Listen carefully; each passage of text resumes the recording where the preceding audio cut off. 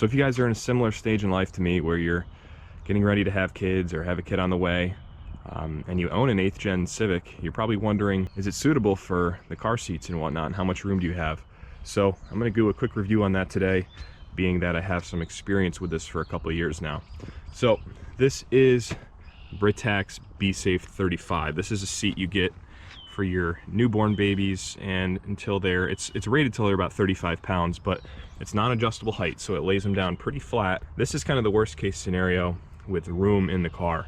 So the newborn and infant car seat has this detachable base, which is locked with the anchors to the seat down here. It doesn't use the seat belt at all to secure it, which is really, really easy to use. So you basically just take your car seat, preferably with baby in it, and hear the two clicks and it latches in. So the back of the laid down car seat is touching the passenger seat right now, and I'll give you a look up front. This is the position my wife rides in the car. She's about 5'6" and still has plenty of knee room to the glove box and everything, and it's still at a rather nice reclined angle for comfort.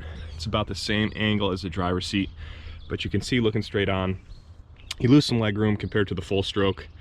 This seat is slid up probably 3 or 4 inches from my position. I'm 6'3", so that is my actual driving position. The seat is all the way back, and it's not too vertical with respect to the recline position, but it feels just right to me. So that's my natural driving position, and I haven't sacrificed that at all with the other car seat behind me. But here's the only way you can make this work. If you have twins, you're screwed, so get rid of the Civic. If you have your first baby, they can be comfortably behind the passenger seat where your wife rides. Unless your wife's over 6 foot, she's going to have a hard time, but it's definitely doable the way we have it here. So you can have them behind the passenger seat until they're over a year old, or whenever you're deciding to have your second baby, and then the first baby can then move over to the larger car seat, which I have behind me right now. But the key is all about neck control. Once they're over a year old, probably about 15 months old, they can hold their necks up pretty good and are totally safe to not be at such a reclined angle here. There's all the instructions on the side of the seat and everything you can read to fully understand all that. But coming over to the other side here, this is my daughter's seat that she's been in since she was about 15 months old. This is a one for life Britax seat, so it can be used for newborns, but it's pretty clunky to recline down, and it might actually take up more room than the BeSafe 35 seat we have. But this one extends till she gets taller. This head restraint here, this halo, goes up quite a bit taller. This also converts to a booster seat. It's rear facing right now, obviously, but it's held in with the seat belt, but the way it secures and everything is extremely tight. But anyway, this is a look at the arrow for where her head control and where the recommended spot is supposed to be. So basically the blue zone is where she's supposed to be if she's a newborn and has the neck control, and green is fine for when they're older. So we're in the green zone still. Down here you got 8 recline positions. You can see we have a lot more to go to straighten her up and down, but the seat is kind of angled, which makes it like that. So but yeah, since she's been 15 months, she's been behind me. I'm in the full back position here.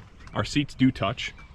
You know, this is touching, but it's not like my seat's not pushing this seat up from making contact with the base on the seat the whole way. It's fully planted in there. The only negative to this is she's a little more straight up and down sitting in the seat than the same seat in my wife's CRV, which we can recline a little more because you got a little more rear leg room. So the only thing I noticed is taking her on longer trips, like 30 minutes plus, whenever she decides she wants to take a nap or starts to fall asleep in the car, the only downside with this setup is she's a little too straight up and down to where her neck might fall forward and wake her up when she's trying to sleep. Keep that in mind. But you got an 8th gen sedan and you've had it for a while, whether it's an SI, LX Sport like mine with a 5-speed manual, don't feel like you got to get rid of it. We've taken this car on vacations. The trunk is pretty big in the 8th gen sedan, I will say. I got the hitch.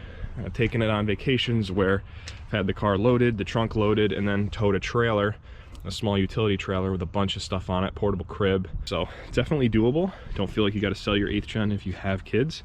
A little tight, of course, but it's definitely doable. So I wanted to give this quick update to my subscribers here, because I know a lot of you have this car. You guys know I had an SI, and then this replaced the SI as like my daily.